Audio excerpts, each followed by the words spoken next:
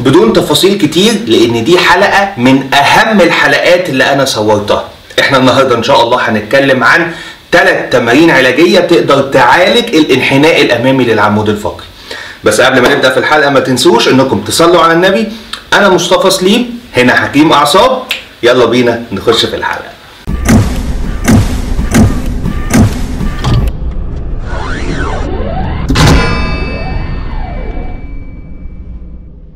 السلام عليكم، ايه الاخبار؟ ان شاء الله دايما تكونوا في افضل حال وفي افضل صحة.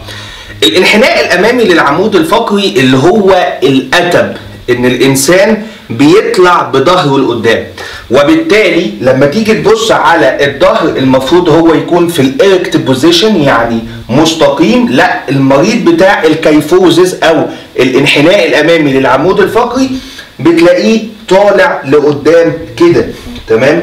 الطلعه دي بتأثر على حاجات كتيره جدا. اتكلمنا قبل كده عن ان المنطقه اللي قدام دي او اللوكينج فورورد تقدر تعمل ضيق في التنفس، تأثر على الرقبه، بتعمل حاجه اسمها الابر كروس سندروم. مشاكل كتيره قوي بيعملها بس الوضع الامامي ده، وناس كتيره بتعاني من الموضوع ده نتيجه مثلا ظروف الشغل، الناس اللي بتقعد على المكتب باستمرار، الناس اللي بتذاكر كتير، الناس المحاسبين او اللي ظروف شغلهم قاعدين على طول في لوكينج فورورد، حتى الناس اللي بتستخدم السوشيال ميديا او الالكترونيات اللي موجوده حوالينا، الموبايل او اللابتوب. وبالتالي ناس كتيره قوي بتعاني من الانحناء الامامي للعمود الفقري. احنا النهارده بمشيئة الرحمن هنتكلم عن 3 تمارين. ال3 تمارين دول هدفهم الرئيسي هم ان هم يرجعوا الالاينمنت الطبيعي للعمود الفقري اللي هو الشكل اللي حضرتك شايفه ده. منين بقى ما نرغي كتير، من غير ما نرغي كتير كده ومن غير ما نتكلم كتير، يلا بينا دلوقتي نخش في التمارين. اول تمرين بالنسبه لنا هو سهل وبسيط جدا. اكيد عندك حيطه في البيت، مفيش اي مشكله. وهتبدا انك تحط ايدك بحيث ان تبقى ايدك عامله حرف الدبليو كده، وتوسع المسافه. بس انا ايدي الثانيه مش جايباها الكاميرا. وتبعد شويه عن الحيطه، وتبدا انك تضغط الحيطه بايدك لحد ما توصل لحد الحيطه وترجع تاني. نفس التمرين تاني، تعمل ستريتش وترجع تاني، وهكذا تعمل ستريتش وترجع تاني. تقدر تعمل التمرين ده 3 في 10. تاني تمرين معانا هو نفس التمرين، ولكن بدل ما هنخلي ايدينا على شكل حرف الدبليو هنخلي ايدينا على شكل حرف الواي، يعني لفوق. ونبدا برضو ان احنا نعمل الاسترتش ونرجع تاني، ونعمل الاسترتش ونرجع تاني، وهكذا 3 في 10. تمرينين سهلين جدا جدا جدا ومش هياخدوا منك اي وقت. طيب تالت تمرين ايه يا دكتور؟ تالت تمرين لو احنا عندنا الاصابه في الناحيه دي مثلا اللي هي الناحيه الشمال، وعندنا لوح الكتف اللي هنا متاثر، كل ما علينا هنحط ايدينا على الحيطه بحيث ان يبقى الكتف اقرب للخط المستقيم زي ما احنا شايفين كده.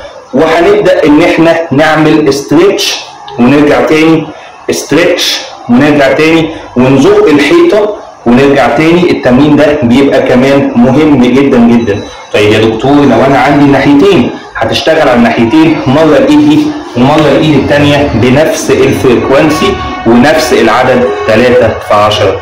حبذا كمان ان احنا يبقى دايما كمادات الميه الدافيه او الماء الدافئ، الهوت شاورز او الاستحمام بالماء الدافئ بيكون مهم جدا زي ما بنقول في كل الفيديوهات، ان هو بيعمل حاله ريفريشمنت للدوره الدمويه كلها، وبالتالي بيعمل ريفريشمنت للاعصاب والعضلات، ويحميك من ضعف العضلات اللي ممكن ينتج نتيجه التحميل الغلط اللي موجود على العمود الفقري زي ما احنا قلنا.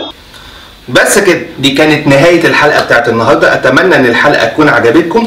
حلقه مهمه جدا وتمارين كمان مهمه جدا، وممكن نعمل سلسله من الفيديوهات او نعمل كده نوع معين من الفيديوهات اسمها تمارين في السليم مثلا، لان الاسم ده شفته في كومنت حد كان كاتبه لي كاقتراح وانا عجبني جدا. فان شاء الله باذن الله هيكون دي اول سلسله او اول فيديو من السلسله دي بمشيئه الرحمن، هنتكلم فيها عن تمارين علاجيه تعالج الباد بوشرز والاوضاع الغلط بالنسبه لنا للعمود الفقري. لو موافقين على الحلقه دي يا ريت تقولها لنا في الكومنتات، او لو موافقين على السلسله دي يا ريت تقولها لنا في الكومنتات تحت. ولو عندكم افكار اكتر محتاجينها مني ومواضيع اكتر محتاجينها مني، انا تحت امركم في اي وقت. ولو بتشوفني على اليوتيوب كالعاده ما تنساش انك تدعمني باللايك وتنزل تشترك في القناه وتفعل زر الجرس. عايزين نوصل 20,000 مشترك على اليوتيوب، يعني بقى بالنا طويل قوي قوي قوي، يا رب نوصل قريب بمشيئة الرحمن. ولو بتشوفني على الفيسبوك ما تنساش تدعمني باللايك والمنشن والشير. اتشرف ان حضراتكم تتابعوني في اي بلاتفورم انا بكون موجود فيه اونلاين، فيسبوك ويوتيوب بنفس عنوان حكيم اعصاب، انستجرام والتيك توك باسم مصطفى سليم. اشوفكم ان شاء الله في حلقة جاية قريب. سلام.